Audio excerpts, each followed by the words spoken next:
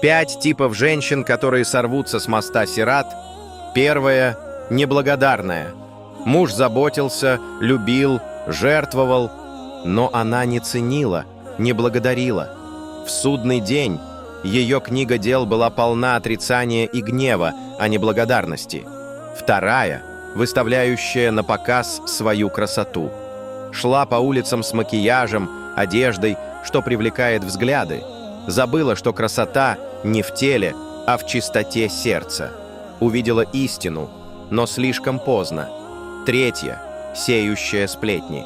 Переносила слова от одного к другому, разрушала отношения, разжигала ссоры. В судный день люди бежали от нее, ведь она причинила боль многим. Четвертая – насмехающаяся. Смеялась над другими, считала себя лучше всех.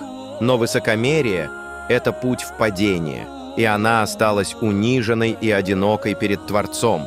Пятая – равнодушная.